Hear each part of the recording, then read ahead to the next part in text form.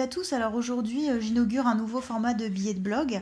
Je m'essaie au podcast audio. Et pour ce premier podcast, je voulais partager avec vous un fait marquant pour moi qui s'est passé durant ce mois de février dernier. C'est qu'en fait mes travaux ont été diffusés à la télévision sous forme d'une petite capsule vidéo de 5 minutes dans une émission de vulgarisation scientifique. Et c'était une toute nouvelle expérience pour moi. Et je voulais partager ça avec vous, vous expliquer un petit peu comment ça se passe quand on fait ce genre d'entrevues et ce genre de capsules vidéo de ces travaux. Donc en fait, pour vous raconter un peu l'histoire, en juillet dernier, j'ai été contactée par Martin Primo, qui est un journaliste scientifique de l'émission du Code Chastenay. Donc en fait, c'est comme je vous disais, une émission de vulgarisation scientifique québécoise où il présente des petites capsules vidéo sur différents sujets. Donc souvent, ça fait entre 5 et 7 minutes. Et il nous demandait, en fait, il avait repéré mon article de vulgarisation qui avait été primé par l'ACFAS. Et il m'a contacté pour savoir si on était disponible début septembre pour aller filmer dans le parc du Mont-Mégantic. Donc je dis nous parce que bien sûr il a contacté également Mark Weyland avec qui j'ai travaillé sur cette étude quand j'étais à l'université de Sherbrooke. Et donc on est allé le 9 septembre dernier au parc du Mont-Mégantic et on a filmé. Donc pour moi je suis allée de découverte en découverte parce que bon déjà... je suis déjà pas à l'aise devant un appareil photo, alors devant une caméra, je me suis demandé un peu comment ça allait se passer. Et en fait, j'étais vraiment agréablement surprise parce qu'ils vous mettent vraiment à l'aise.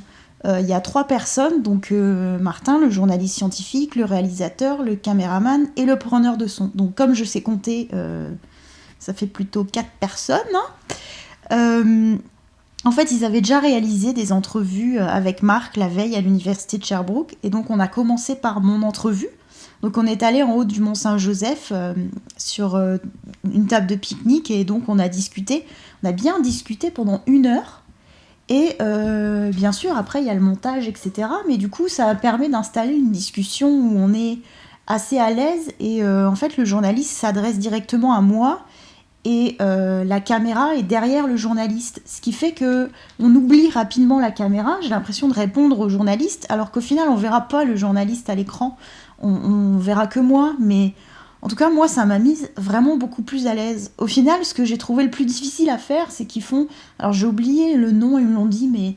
Bref, c'est un terme technique.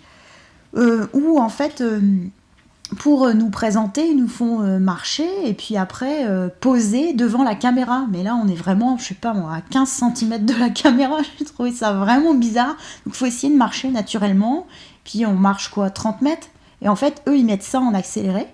Mais vous allez le voir, je vais vous mettre le lien du reportage. Et ensuite, vous vous arrêtez, puis vous faites votre plus beau sourire devant la caméra qui est à 10 cm de vous. Et j'ai trouvé ça bizarre.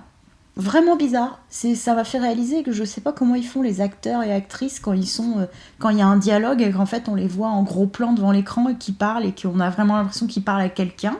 En vrai, ils parlent le nez sur une caméra, quoi. Un écran noir... Bref, on l'a refait au moins 4 fois parce que j'arrivais pas à être naturelle. C'était plus facile pour moi de parler devant le journaliste de mes travaux que de juste poser 2 secondes devant une caméra, quoi. Mais bon, c'était plutôt marrant comme expérience.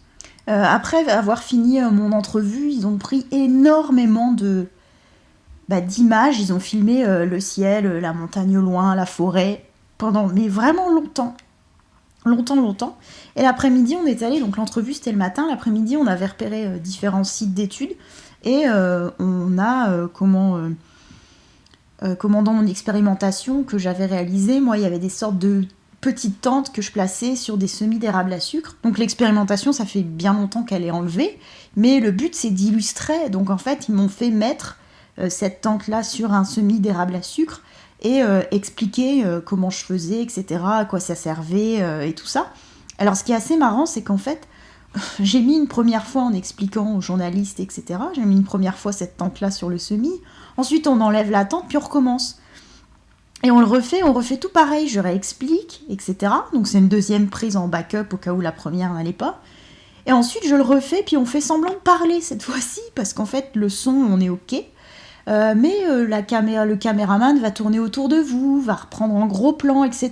Donc en fait, j'ai au moins mis et enlevé cette tente, je sais pas, une petite dizaine de fois, parce qu'on a filmé la tente en gros plan, ensuite on nous a filmé d'un côté, de l'autre, du dessus, un peu dans tous les sens. En fait, le but c'est d'avoir un montage dynamique à la fin, mais je trouvais ça assez marrant de remettre et d'enlever cette tente. Je fais, mais qu'est-ce que... D'un seul coup, il y a la caméra sur vous, sur vos mains. Je fais, ok, bon, c'est assez marrant. Ça m'a vraiment amusé comme expérience. Ensuite, on a aussi beaucoup marché en forêt, donc on passe d'un côté, de l'autre, on nous filme, etc. Pareil, c'est pour avoir beaucoup d'images, pour rendre le montage dynamique, etc. Puisque, en fait, c'est le journaliste scientifique qui, en voix off, va réexpliquer au-dessus des choses. Donc, il faut qu'ils aient de la matière, des images pour pouvoir faire ça. Donc, au final, donc, j'ai vu ce mois-ci le résultat, je l'ai découvert à la télé, et j'étais vraiment agréablement surprise parce que je veux dire, il n'y a rien de faux dans ce qui est raconté. Notre étude, nos résultats sont très bien rendus.